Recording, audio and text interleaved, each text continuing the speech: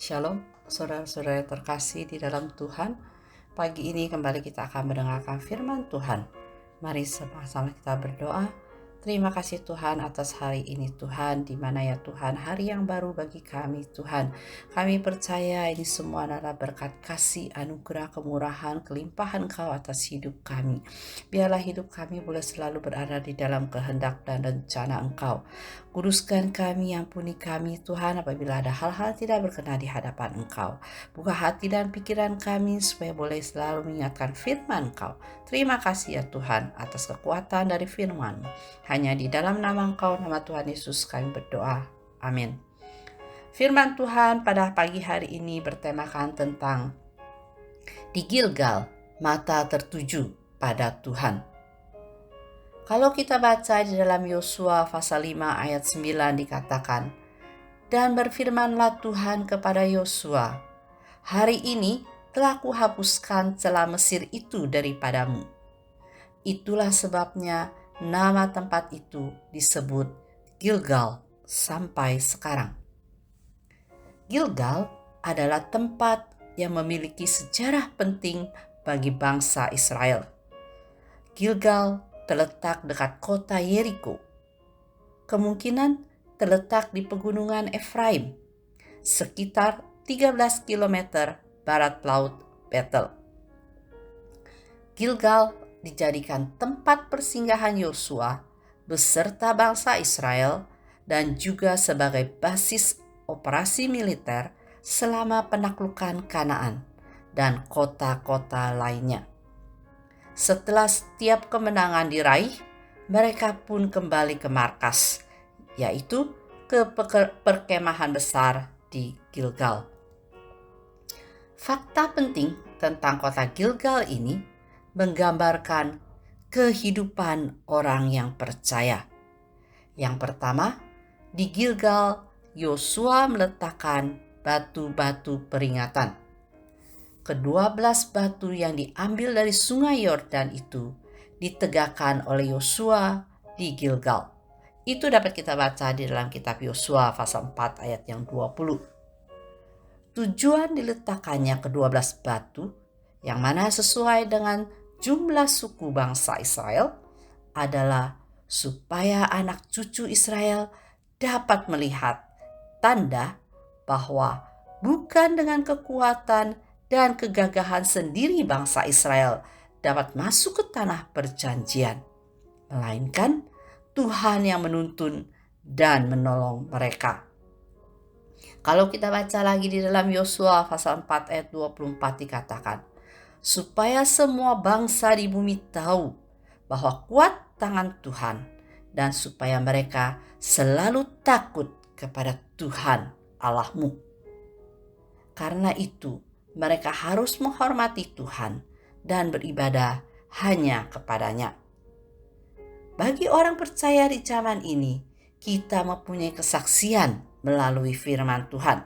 Dituliskan di dalam 1 Korintus pasal 10 ayat 11 dikatakan, dituliskan untuk menjadi peringatan bagi kita yang hidup pada waktu di mana zaman akhir telah tiba. Yang kedua, hal penting tentang kota Gilgal adalah di Gilgal mereka merayakan Paskah, yaitu di Yosua pasal 5 ayat 10 dan 11.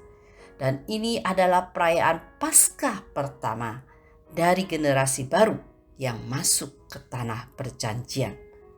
Kembali ke Gilgal berarti mengingat kembali pengorbanan Kristus di kayu salib, di mana Kristus mati sebagai domba Paskah untuk menebus dosa-dosa kita. Kalau kita baca di dalam Ibrani pasal 10 ayat 11 dikatakan, setiap imam melakukan tiap-tiap hari pelayanannya dan berulang-ulang mempersembahkan korban yang sama sekali tidak dapat menghapuskan dosa. Tetapi Kristus hanya satu kali saja mengorbankan dirinya untuk menanggung dosa banyak orang. Sesudah itu ia menyatakan dirinya sekali lagi tanpa menanggung dosa untuk menganugerahkan keselamatan kepada mereka yang menantikan Dia. Ini terdapat di dalam Ibrani 9 ayat yang ke-28.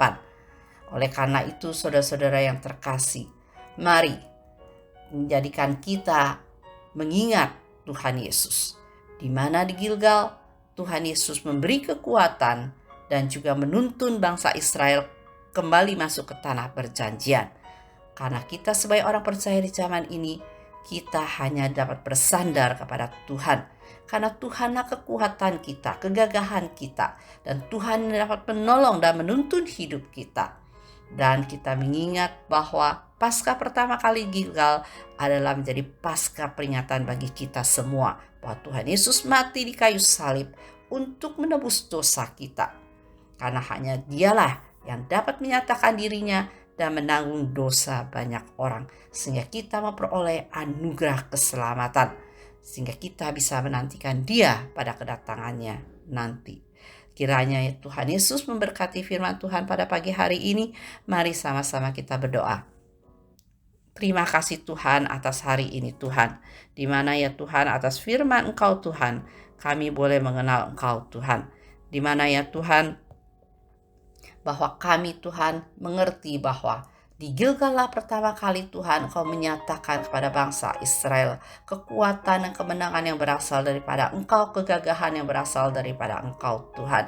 Bahwa Engkaulah yang menuntun dan menolong bangsa Israel, dan Engkau juga yang menuntun dan menolong kita sebagai orang percaya di zaman sekarang ini Tuhan. Asalkan ya Tuhan kita boleh selalu bersandar kepada Engkau, takut kepada Engkau. Pimpin hidup kami ya Tuhan, supaya kami boleh selalu mengingat akan peringatan ya Tuhan, kematian Engkau di kayu salib Tuhan, yang Engkau telah mengorbankan diri untuk menanggung dosa kita Tuhan, sehingga kita memperoleh anugerah keselamatan. Terima kasih Tuhan atas firman Engkau pada hari ini. Kiranya Tuhan firman ini menjadi kekuatan dalam hidup kami dan menjadi berkat dan memberkati banyak orang. Terima kasih. Hanya di dalam nama Engkau, nama Tuhan Yesus kami berdoa. Amin.